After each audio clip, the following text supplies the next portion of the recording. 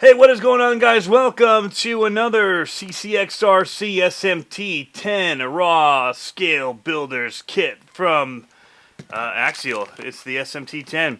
Today we're going to be working on the D-bag, doing the shocks.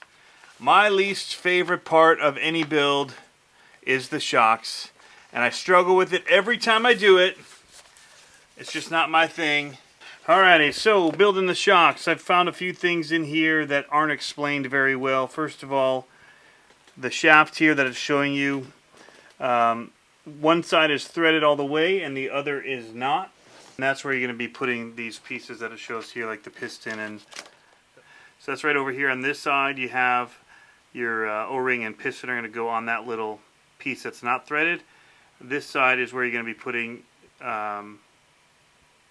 the end of your shock, the ball end. So yeah, so that's one thing I figured out. The other thing is that this ring right here, this O-ring, has to slide all the way down to the bottom of this. It doesn't show it. It looks like it's all stacked. That literally sits at the very bottom in order to seal it when you do screw it all together. So we'll show you how that works here as we go along. So let's do this. We're going to get the pieces that we need. The other thing is that it labels the part tree wrong. So you'll just want to follow along to do this right. So off of 80035, you're going to be taking off this piece right here off of 80035, and this is the threaded end of the shock, the bottom. So that's off of 80035. That's part number one. Then you're going to be taking the O-ring. So you're going to take the O-ring, you're going to put it down inside like so. Now here's where the directions are wrong again. They say it's part tree 80033, but it is still off of 35.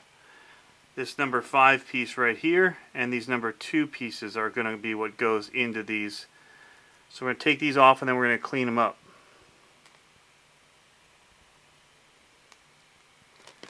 Just by using our X-Acto knife or a file, whatever you've got, clean it up. And I did one of these wrong already before I wanted to make sure I knew how I was doing them before I showed you how to do them. So we got one of them wrong, just following the directions as they are in the manual, and now we have it figured out how to do it. So, cool. Now this piece, you're going to take this little spacer, the black spacer. It's just going to go right on top of that O-ring. You're going to push it in there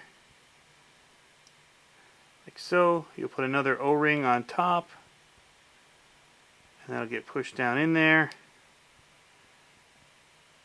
like that. So then the next thing that you want is this top piece that we just did, and it came off of part tree 80035, and you want the open side or the indented side of it to go down and sit right on top of there. So it basically closes it right up. Now here's where this larger O-ring goes. You're gonna have to just kind of pull it all the way across and slide it right down to the base of it like that. So that is not clear in the directions, and then what you'll do is you'll screw this right into the bottom there of the housing. Alright, so you screw these pieces on. These are labeled in there off of part tree 80034.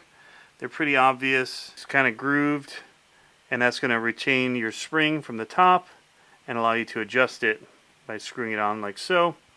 We'll leave enough room to screw our top on, and we'll be good. We're going to go ahead now and build out the actual shock shaft, which is right here. So we're going to take one of the little washers. We're going to need 2 of them in the end, but we're going to take one of them and just slide it on there. Then we're going to take our piston, which needs to be cleaned up. Piston's going to sit right on top of that. And we're going to take one more of the washers and cap it like so. Got the washer, piston washer, and then you're going to take one of the locking nuts and put it on the top. Now I just wrap this with cloth and it's grooved to kind of grip onto. This isn't the ideal way, it's just how I'm doing it. And we're going to use our little wrench that comes with the kit and just tighten this on. There it is. So then the shaft is going to go right down through the shock body, come out the other end here, and then we're going to put on the end of the shock. But first we need to put on this little rubber bump stop. It's kind of tapered. Make the tapered side go up, like so.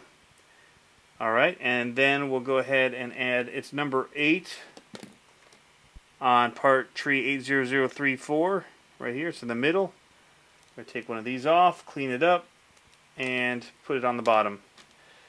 I used the same method I used to tighten the top down. I'm going to use for this. So we'll go ahead and get this just started by hand. And I like to grab it with the needle nose pliers. Now, granted, this part's not going to go up in the shock. You could groove it a little bit if you wanted, because that bump stop's going to sit on it. I'm still going to kind of grip it lightly, but I'm just going to take a wrench and put it through in order to help me get this on faster. It does come with 30 weight oil. It's really stiff right now, but I go ahead and just fill it about halfway. And there's all different kinds of ways. Everybody's got their methods for doing this. Some people are more perfectionist about it than others. And so you just kind of slowly work it up and down. You're trying to get it underneath the piston. Get the air out from under the bottom. Just doing it slowly. There's a lot of air bubbles that'll start coming up out of there. And you got to allow them time to kind of work their way up to the surface. And just slowly move it. You do have to let it sit. You're going to work some of these bubbles up, but they're slow moving. They're very small inside of here. And you'll see them. You can't really see them, pick them up on camera too well, especially with the focusing issues. But if you let it sit, they will work their way up to the top. And so I'm going to go back to about halfway up, and I'm going to fill it to right about where this... If I were to put this little ball top in here, it's kind of a half ball, it'll sit right in there. Maybe push a little bit of oil out. It's okay. I need about a drop or two more. But what I'm going to do is I'm going to let this sit now in a box or whatever you've got. I've just got a box that I'm sitting them in. And I just dropped one of them. Haha, nice. And I'm just letting the air rise up to the top. The air bubbles can come out. So one of these has been sitting in here for a while. It's probably ready. I'll go ahead and just move to that one, and we'll kind of put the top on it. Call it good. Looks nice and clean. No air bubbles anymore. Super smooth feeling. So I'm going to go ahead and take this top, put it on here. Alright, so we're just going to go ahead and put the cap on here. And sometimes you'll get a little bit that'll spill out as you do tighten it down. And you can see what I was looking for with this. When I push it in, I just want to get the slightest slow rebound coming back out, just like that. If it comes out too fast, I usually will just kind of tap out just a drop or two more of oil until I get it nice and slow, just like that. I don't want it helping. The spring's already going to send it back fast enough. I don't need the... there to be any pressure inside the shock that's also making it really want to rebound back. So that's kind of where we want to be. It feels really good to me. The last things that we do need to do is we do have to put in this little end piece here, this ball, and then up in the top as well. And these are found on this little kit right here, 80018, and those will go into the bottom. So there you go. Just clicks right into place. And then there were larger ones on number 033 that go in the top right here. We'll break one of these off, and that'll go in the top. So the next part that we're going to do is we're going to look at the manual here, and it tells us that the yellow are for the front and the red are for the rear. I do have to put this last spring on, which is right here. I'm going to go through this process one last time. This is a yellow one. You can see right on the top here where it's yellow. I'm going to put it to the top so I can easily see it here. Probably less likely to get damaged. Take our last little retainer. Make sure you bring the bump stop here up. Slide this on like so. And if you push it all the way in, it'll push it back down.